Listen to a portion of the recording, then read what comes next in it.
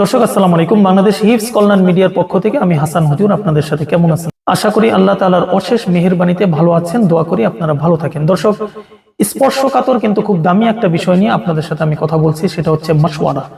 আপনি মাসে কয়টা মাশওয়ারা করবেন?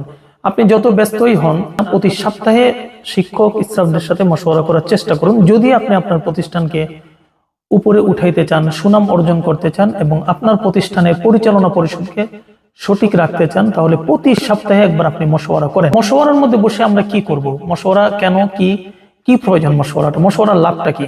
দর্শক, যারা তবলিগ করেছেন তারা জানেন যে তবলিগের মধ্যে মশওয়ারার ফাজাইল সম্পর্কে খুব সুন্দর সুন্দর কিছু কথা আছে। যেমন মশওয়ারা দ্বারা খায়ের আর বরকত হয়, মশওয়ারা দ্বারা ক্ষতি থেকে হেফাজত হয়, মশওয়ারা আল্লাহ তাআলার আদত, নবীদের সুন্নত এবং মুমিনের সিফাত, এই ধরনের অনেক কিছু তবলিগওয়ালারা বলেন। দর্শক, যেই কথাটা বলেন এটা কিন্তু অনেক দামি দামি কথা। মশওয়ারার মধ্যে কিভাবে মশওয়ারা করবে, মতামত কোন দিক থেকে নিবে, এগুলি বিষয় নিয়ে যদি আপনি তাবলিগ করেন অথবা আপনার স্টাফদের মধ্যে যদি কেউ তাবলিগ করে, তাকে দিয়ে আপনি কথাগুলি মশওয়ারার শুরুতে উল্লেখ করেন। আমরা মশওয়ারার মধ্যে দেখি কি, সাধারণ আদব যেটা, দর্শক, সাধারণ আদব হচ্ছে মশওয়ারার ডান দিক থেকে মতামত পেশ করা।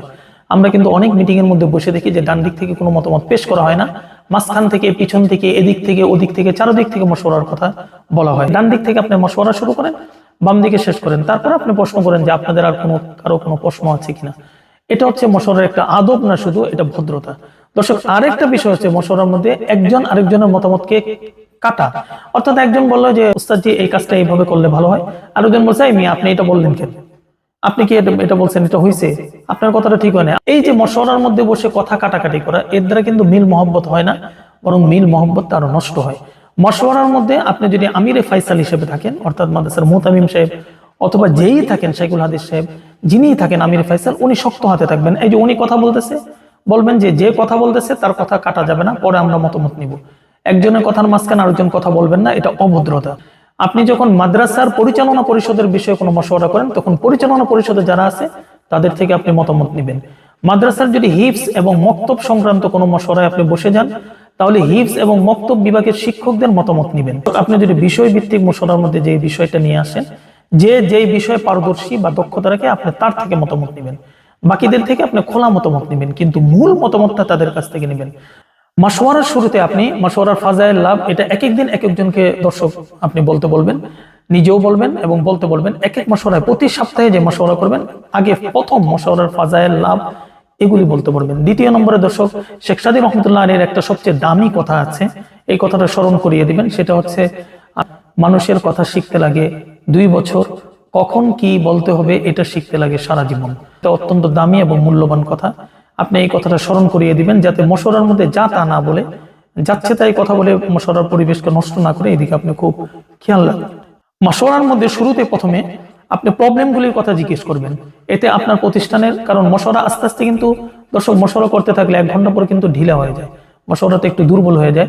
আপনি প্রথমেই জিজ্ঞেস করবেন যে বিভাগের যে উস্তাদ আছে, যে আপনার দুর্বল ছাত্ররা কে কে, এটা একটা যদি পারেন একটা খাতার মধ্যে আপনি নাম উঠাবেন। নাম উঠে তার দুর্বলতার কি কারণ, সে কি অমনোযোগী, নাকি সে পড়তে চায় না, না সে পারে না।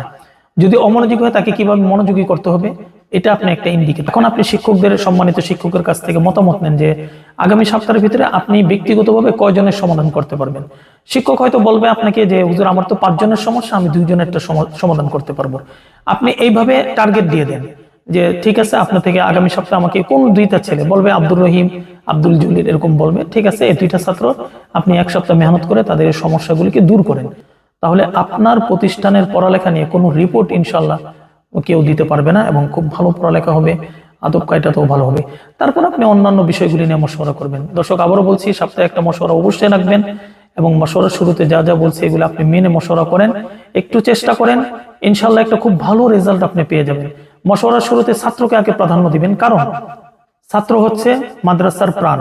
ছাত্র আছে দেখেই কিন্তু আপনি বড় হুজুর, ছাত্র আছে দেখেই কিন্তু আপনি নাজেমে তালিমাত, ছাত্র আছে দেখেই কিন্তু আপনি সম্মানিত শিক্ষক। ছাত্র নাই, তাহলে আপনি বড় হুজুর কিসের, নাজিম সাহেব কিসের, প্রধান শিক্ষক কিসের, কোনো কিছুই তো নাই। ছাত্র হচ্ছে প্রাণ, ছাত্র হচ্ছে জান। এই প্রাণ এবং জানকে আপনাকে যত্ন করতে হবে। আর যদি মানুষের দুর্বল হয়ে যায়, তাহলে সারা অঙ্গ কিন্তু অচল হয়ে যায়। একটা শিক্ষা প্রতিষ্ঠানের ছাত্র হচ্ছে সেই শিক্ষা প্রতিষ্ঠানের হার্ট, প্রাণ। এই প্রাণটা যদি আপনি যত্ন করতে না পারেন দর্শক, আপনার এই মিটিং, আপনার এই পরিকল্পনা, আপনার এই কালেকশন, আপনার এই বিল্ডিং কোনো কিছুই কাজে আসবে না। কাজে মশওয়ারার মধ্যে আগে ছাত্রকে নিয়ে আসেন, ছাত্রকে প্রাধান্য দেন, ছাত্র প্রাধান্য রূপে আপনি মশওয়ারা শুরু করেন। তারপরে আস্তে আস্তে আপনার অন্যান্য যে প্রসঙ্গগুলি আছে এগুলিকে নিয়ে মশওয়ারার শেষে সম্মানিত শিক্ষকদের জন্য হালকা কিছু নাস্তার ব্যবস্থা করেন। তাহলে ওনারা উৎসাহিত হয়, উদ্দীপনা জাগে ভিতরে, এবং আপনি যে তাকে হালকা নাস্তার একটা নাস্তা করাইছেন এই জন্য তারা খুশিও থাকে। দর্শক, বেশি খরচ হয় না, অল্প খরচে এই নাস্তাটুকু আপনি করাবেন, দেখবেন তারা নাস্তা করতে করতে তাদের নিজস্ব কিছু বিষয় নিয়ে সলভ করবে, মশওয়ারার আউট বিষয়গুলি নিয়ে আপনার সাথে কথা বলবে। তখন আপনি এটাকে টুকে রাখবেন এবং বলবেন, না এইভাবে আমরা এটা নিয়ে আলোচনা করব না, আগামী মশওয়ারায় আবার আসবে। ইস্যু যতই গুরুত্বপূর্ণ হোক, বলবেন আগামী মশওয়ারায়, আগামী সপ্তাহের মশওয়ারায় এই ব্যাপারটা আমরা প্রথমে এনেই, ছাত্রদের ব্যাপার কাজকর্ম শেষ হলে আমরা এই ব্যাপারটা নিয়ে কথা বলবো। নাস্তা চলাকালীন কোনো ইস্যুকে আবার সমাধান করতে যাবেন না, মশওয়ারা শেষ করে দিলে আর কোনো মশওয়ারা করতে যাবেন না। মশওয়ারার পরে শিক্ষকদেরকে মনে করাই দিবেন, যদি এটা নিয়ে সমালোচনা করে তাহলে এটা হচ্ছে ষড়যন্ত্র করা। কাজেই শিক্ষকদেরকে একটু মনে করাই দিবেন, বা যারা মশওয়ারায় থাকে তাদেরকে মনে করাই দিবেন, যা সমালোচনা আছে এখানে করেন, ছাত্রদের সামনে বাইরে যে সমালোচনা করবেন না, তাহলে এটা প্রতিষ্ঠান এবং যিনি সম্মানিত মুহতামিম তার প্রতি এটা ষড়যন্ত্র করা হয়। এই কথাটা বলে আপনি মশওয়ারা শেষ করেন, সুন্দর করে মশওয়ারায় কথা বলেন, প্রাধান্য দেন শিক্ষকদেরকে, তাদেরটা শুনেন এবং সমাধানের জন্য আপনি দরুদ শরীফ পড়ে আল্লাহর দিকে মুতাওয়াজ্জিহ হন। ইনশাআল্লাহ আল্লাহ তাআলা আপনাকে সম্মানিত করবে, আপনার প্রতিষ্ঠানকেও বড় করবে। আজকে এই পর্যন্ত দর্শক, আসসালামু আলাইকুম।